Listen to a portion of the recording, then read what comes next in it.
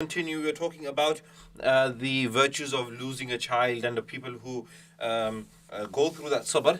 Now, the next chapter, the next chapter wherein Imam al Bukhari has collected and brought our attention towards is how a person's conduct is when a person is in a position of authority. The chapter which Imam al Bukhari brings over here, Bab Su'ul Malaka, which is literally malaka means when a person is a master, when a person is in ownership of in those days there were slaves, and anyone who has basically authority over anyone or anything, anyone who has being placed in a position of power, and then when they are in a position of power, how is their conduct like? And this is what Imam al-Bukhari is bringing our attention towards, that first of all, we as individuals that are given power and authority, when a person is put in a position of power and authority, how does a person conduct themselves and how is a person perceived amongst people? This is a athar. This chapter contains an athar, and if you remember a few sessions ago I explained the difference between a hadith and an athar. Now athar can also generally be referred to as a term for a hadith also, but when it comes to more contextual terminology of a hadith, the word hadith itself is utilized more in terms of the wordings, the sayings, the actions, the affirmations of Rasulullah sallallahu alaihi wasallam himself. Anything that doesn't directly involve Rasulullah sallallahu alaihi wasallam and is a statement of a companion of the Prophet sallallahu alaihi wasallam or a statement of anyone from the first three generations, this is known as an athar. So over here we have the athar of the great Sahaba, the great Sahabi, the great companion of the Prophet sallallahu alaihi wasallam, who goes by the name of Abu Darda radiyallahu ta'ala anhu. MashaAllah, most of us, if not all of us, would have heard the name of this great companion of the Prophet sallallahu alaihi wasallam, Sayyiduna Abu Darda radiyallahu ta'ala anhu. So عن أبي الدرداء رضي الله تعالى عنه أنه كان يقول للناس, Sayyidina Abu Darda رضي الله تعالى عنه, he would say to people, نحن أعرف بكم من البياطرة بالدواب. We know you better than a vet knows his or her patient in terms of his animals that they are treating. Now a vet is a specialist doctor who specializes in the treatments and the medical care and the health care for animals. Now, throughout history, in different forms they have existed, whether there were specialists who looked after camels or horses or cattle or flocks of sheep and goats or various different creatures from the and species from the animal kingdoms. There have always been people who have specialized in taking care of the health and well-being of these animals, and no one knew how to treat and deal with these animals better than these professionals that were in these particular fields. So whichever person was a professional or specialized in the field of whichever animal, no one would know anything about the health and well-being of an animal better than this person would. So Sayyidina Abu Darda is giving this example by saying that we know you, he's talking about the senior Sahaba, the Sahaba that were alive at that time, and he's talking to the people who are after the Sahaba, who are known as التابعون. And he is saying to them, نحن أعرف بكم من البياطرة بالدواب. We know you better than vets know their animals. قد عرفنا خياركم من شراركم. We have recognized the good from you from the evil from you. أما خياركم فالذي يرجى خيره ويؤمن شره. The good from amongst you, those people who we regard as those people who are good, or whose conduct is good, الذي يرجى خيره, whose goodness is hoped for, ويؤمن شره, and from whose evil we are protected from. Now generally anyone who's in a position of authority and power, they will either, if they are recognized and established as being people who are good, the reason why they are people that are good in power, or they are known as or recognized or established as these people are good in power, good in authority, someone who we want to have in authority or in power, is because we have hope in the good. We have hope in their good. And we know that we will be protected from evil, or from whether that's their personal evil conduct or general evil conduct. We will be protected from evil when such a such person is placed in a position of power and authority.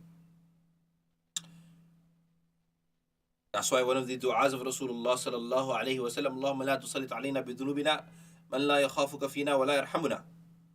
Oh Allah, do not give power and authority to over us as a result of our sins, someone who will not fear you and answering before you in our affairs, and will not be merciful and compassionate towards us. Beautiful dua which Rasulullah sallallahu alayhi wa sallam, from the masnoon du'as that we learn, Allahumma la tusallit alayna bidhunubina man la yakhafuka fina wa la yarhamuna.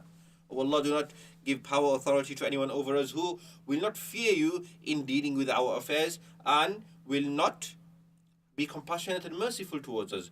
So similarly here, someone who we want to have authority over us will be someone who will generally, their good is hoped for. We have hope, and umeed is saying in the Urdu language, in Arabic is raja, in English is hope. We have hope that if this person is in a position of power and authority, they will be good for us.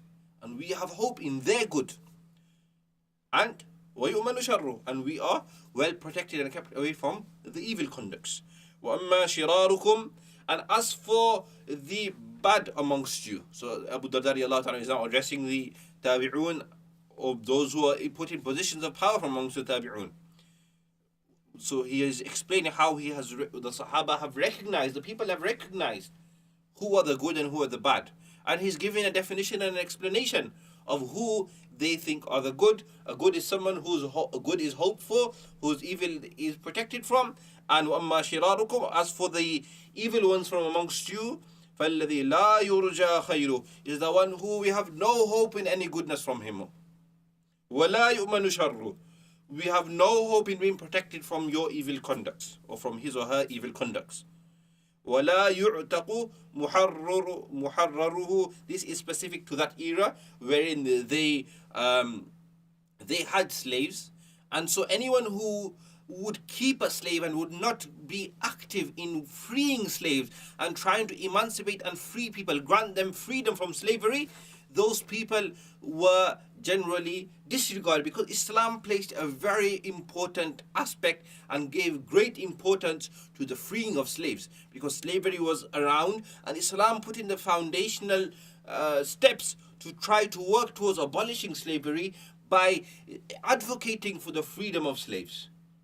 And so as Islam gave and advocated the freedom of slaves, we see the conduct of Abu Bakr radiallahu ta'ala anhu and great Sahaba from the galaxy of Sahaba ridwanullahi ta'ala alayhim ajma'in, who are advanced in this field of trying to set free slaves and were known as the free of slaves. Similarly, Abu Darda radiallahu ta'ala is saying over here, those people who never freed their slaves and who kept their slaves, generally those are the people who are looked down upon, who are the people who are understood to be the evil ones of the Islamic society. So the people who Abu Darda regarded as those people who are evil, is that person who they had no hope in any good from, they had no hope in being protected from their evil conducts and traits, and also they were known that they're not someone who advocates for freedom of slaves. And this was a very important concept in that time. So the lesson and the moral from this athar, from this statement of Abu Darda is, if we are put in a position of power, we're put in a position of authority, then number one, we should be try to make our conduct such that our people have hope in good from us, and people are not fearful of any evil from us. They know that they will be protected from any evil or wrongdoing, any injustice, whilst we are in that position of power and authority. And similarly, if however we are put in a position of power and authority, and we are not, our conduct is not such where people have hope in good, rather they have no hope in any good from us, they have no hope in being protected from any evil, injustice or wrongdoings, rather they feel they will be probably treated unfairly, unjustly, and then this is what will make us fall into the category of what Abu Darda radiallahu ta'ala described as the most evil of people. May Allah subhanahu wa ta'ala make us such people who people have hope in us, that through us good will spread. We become the means of good. May Allah subhanahu wa ta'ala make us all means of good spreading, of goodness spreading, of khair spreading. And may Allah subhanahu wa ta'ala make us also the means of protection for the entire society, the entire community, and the entire ummah from any concept of evil and wrong, from any concept of injustice, from any concept of unfairness, from any concept of inequality, from any concept of any evil trait. May Allah subhanahu wa ta'ala make us the flag bearers of justice. May Allah subhanahu wa ta'ala make us the flag bearers of goodness spreading in the world, of light and goodness and khair spreading in the world. This is what we hope for, so that we can be fitting for the statement of the great companion of the Messenger sallallahu alaihi wasallam, Sayyiduna Abu Darda radiyallahu ta'ala anhu. That's it for today. Inshallah, we shall continue in our next session and the next chapter, or the next few chapters which Imam al-Bukhari draws our attention towards in terms of our character building and our efforts to refining our character is through the journey of advocating for how a person can refine the character through being a person that will be a good person, inshallah.